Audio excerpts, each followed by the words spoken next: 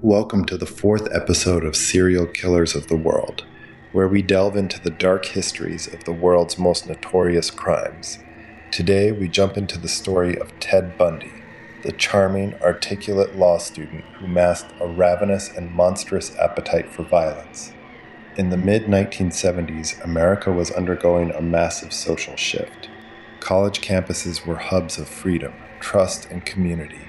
But in the Pacific Northwest, a handsome stranger was weaponizing that very trust. Born in Burlington, Vermont, Theodore Robert Cowell grew up in Tacoma, Washington under a shroud of family secrecy, believing his mother was his sister and his grandparents were his parents. As a young man, he was intelligent, ambitious, and clean-cut, moving comfortably in political circles and volunteering at a suicide prevention hotline in Seattle.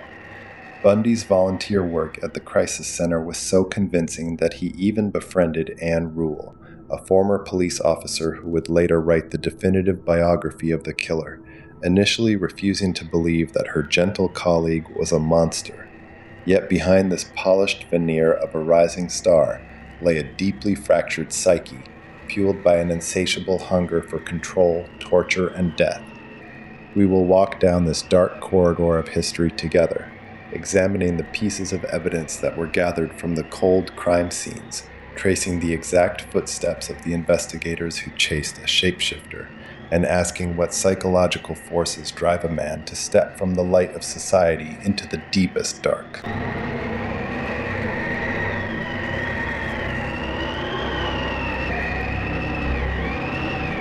Listen carefully, because once you hear this story, you will realize that the most dangerous monsters are the ones who smile at you.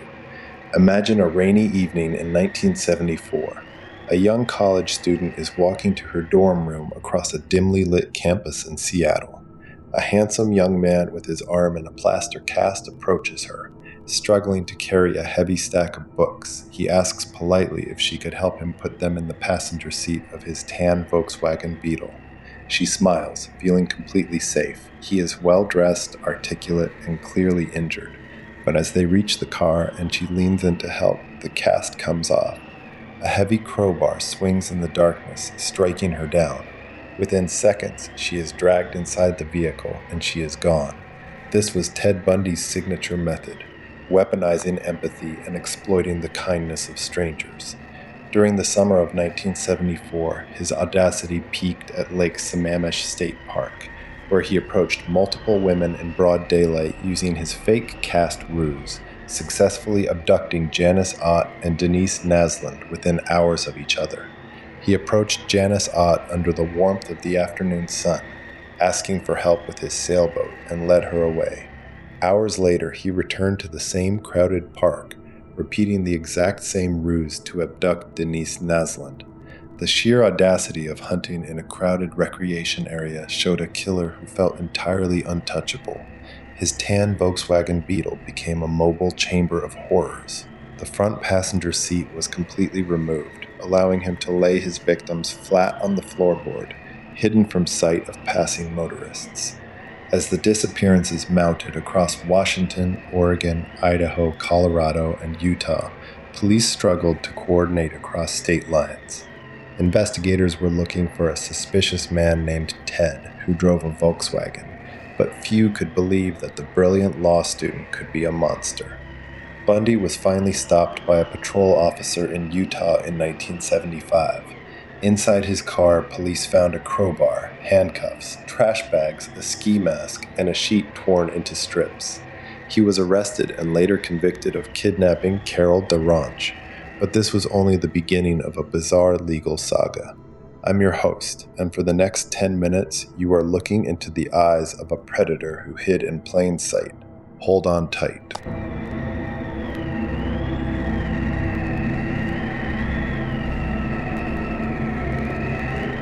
Bundy refused to remain behind bars. In 1977, while in Aspen, Colorado for a murder trial, he was permitted to use the courthouse law library to assist in his defense.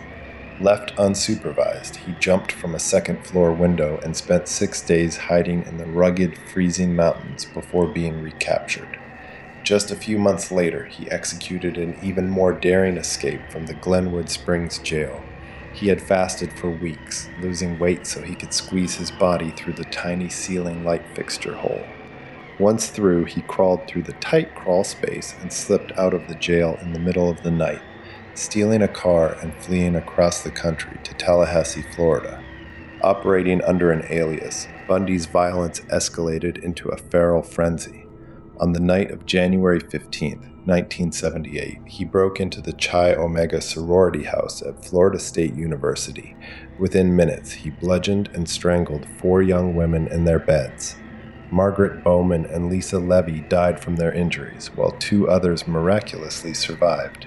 He then attacked another student, Cheryl Thomas, blocks away, leaving her with permanent brain damage. His final victim was 12-year-old Kimberly Leach, whom he kidnapped from her junior high school in Lake City, Florida, in February 1978.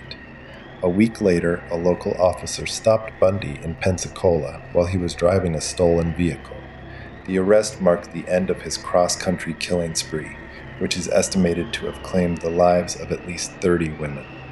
When Pensacola patrolman Ken Robinson finally pulled him over, Bundy fought like a cornered animal before being subdued. The subsequent trials in Florida were a media sensation. It was the first trial in American history to be televised nationally.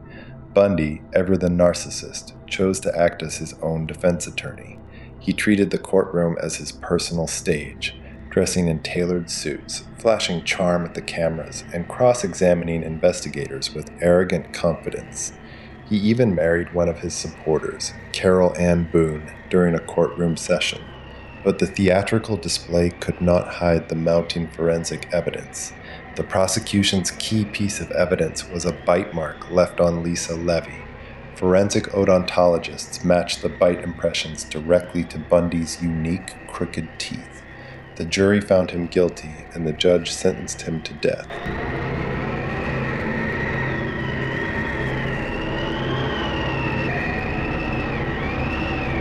Bundy spent a decade on death row, launching appeal after appeal and maintaining his innocence. But as his execution date drew near, the mask of the confident intellectual finally shattered. Desperate to delay the electric chair, he confessed to dozens of murders across 5 states.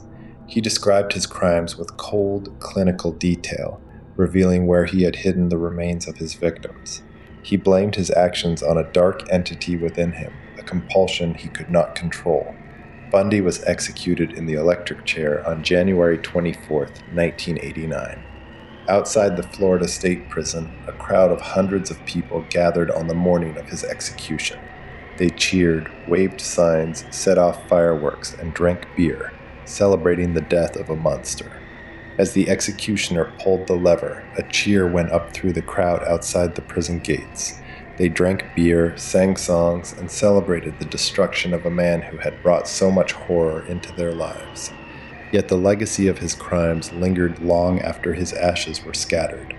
Bundy had shattered the comfortable illusion that evil is easy to recognize. He proved that a monster could be a handsome law student, a helpful stranger, or a volunteer saving lives. His lack of empathy, his narcissism, and his ability to exploit the kindness of others changed the way society viewed safety and trust forever. This has been the 4th episode of Serial Killers of the World. I'm your host. Sleep well if you can.